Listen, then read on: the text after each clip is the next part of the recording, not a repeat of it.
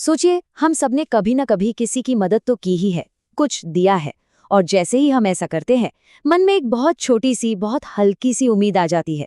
शायद एक thank you की या थोड़ी तारीफ की, है ना? ये बहुत ही नेचुरल सी बात है।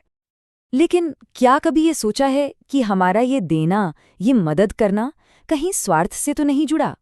कहीं ऐसा तो नहीं कि हमारी ये दरियादिली असल में हमारे ही ईगो को, हमारे अहंकार को खुश करने का एक तरीका बन गई हो? आज की हमारी ये बातचीत इसी गहरे सवाल को खंगालेगी।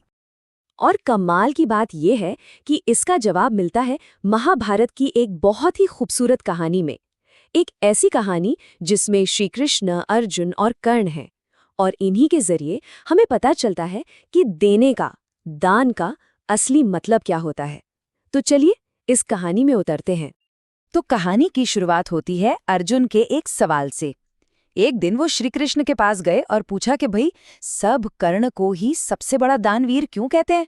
मैं भी तो दान करता हूं। अब कृष्ण तो कृष्ण ठहरे, मुस्कुराए और फैसला किया कि इसका जवाब बोलकर नहीं बल्कि अनुभव करा कर देंगे। और उन्होंने किया क्या? उन्होंने पास की 2 पहाड़ियों को देखते ही देखते सोने में बदल दिया और अर्जुन से कहा, ये सारा सोना पास के गांव वालों में बांट दो। अब अर्जुन के लिए तो ये अपनी बात साबित करने का एक जबरदस्त मौका था। तो बस अर्जुन फौरन काम पर लग गए। उन्होंने गांव वालों को बुलवाया, सबको एक लाइन में खड़ा किया और फिर एक एक करके सोना बांटना शुरू कर दिया। मतलब पूरा सिस्टमैटिक और कंट्रोल्ड तरीका था उनका। अब जैसे जैसे सोना लोगों के हाथ में जा रहा था, लोग उनकी जय जयकार करने लगे, उनकी तारीफों के पुल बांधने लगे। ये सब सुनकर अर्जुन को बहुत अच्छा लगा और धीरे धीरे उनके अंदर का अहंकार बड़ा होने लगा।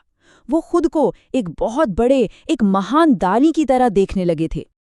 और ये काम कोई आसान नहीं था। सोचिए, पूरे 2 दिन और 2 रात लगातार अर्जुन सोना खोदते रहे और लोगों में बांटते रहे। कितनी मेहनत लगी होगी। और आखिरकार वो बुरी तरह थक गए। उन्होंने कृष्ण के पास जाकर एक तरह से हार मान ली। बोले, मैं थक गया हूं, मुझसे अब और नहीं होगा। और मजे की बात ये थी कि पहाड़ी पर अभी भी बहुत सोना बचा हुआ था। देखिए, जो काम एक दान की तरह शुरू हुआ था, वो अहंकार की वजह से उनके लिए एक बोझ बन गया। अच्छा, अब अर्जुन तो थक गए, तो इसके बाद श्री कृष्ण ने कर्ण को बुलवाया और उनसे भी ठीक वही काम करने को कहा, यानी सोने की उन पहाड़ियों को गांव वालों में बांट दो। लेकिन कर्ण का तरीका, वो अर्जुन से बिल्कुल बिल्कुल अलग था। वो पहाड़ियों के पास गए, सारे गांव वालों को एक साथ बुलाया और बस एक छोटी सी बात कही। कोई लंबी लाइन नहीं, कोई हिसाब किताब नहीं। उन्होंने सिर्फ इतना कहा, ये सोना आपका है, आपको जितनी जरूरत है ले लीजिए। इन शब्दों में कितनी गहराई है, सोचिए। उन्होंने ये नहीं कहा कि मैं ये सोना दे रहा हूं। उन्होंने कहा ये आपका है, जैसे ये उनका हक हो। और बस इतना कहकर कर्ण वहां से चले गए, मुड़कर भी नहीं देखा। उन्होंने 1 सेकंड के लिए भी ये उम्मीद नहीं की कि कोई उन्हें थैंक यू बोलेगा या उनकी तारीफ करेगा। अर्जुन तो ये सब देखकर हैरान रह गए। कर्ण का काम कितना सिंपल, कितना सहज था और उम्मीदों से एकदम आजाद। अर्जुन को इतना कंफ्यूज देखकर श्री कृष्ण उन्हें समझाया कि दान और सौदे में कितना बारीक सा फर्क होता है, और यही इस कहानी का सबसे सबसे जरूरी हिस्सा है।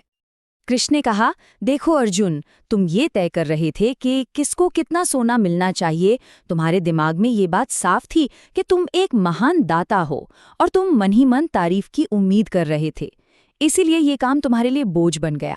वहीं दूसरी तरफ कर्ण ने क्या किया? उसने बस सब कुछ सौंप दिया। उसे इस बात से कोई फर्क नहीं पड़ा कि लोग क्या सोचेंगे।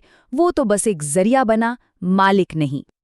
कर्ण का यही काम, इसी को कहते हैं निस्वार्थ उदारता। इसका मतलब है बिना कुछ वापस पाने की उम्मीद के देना, खुद को मालिक नहीं बल्कि बस एक चैनल, एक जरिया समझना।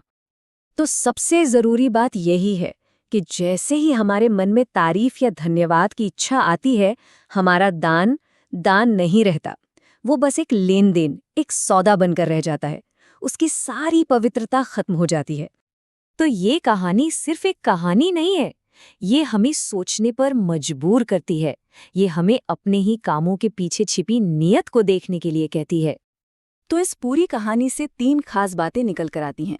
पहली, असली दान इस बात में नहीं है कि क्या दिया, बल्कि इस बात में है कि किस इरादे से, किस भाव से दिया।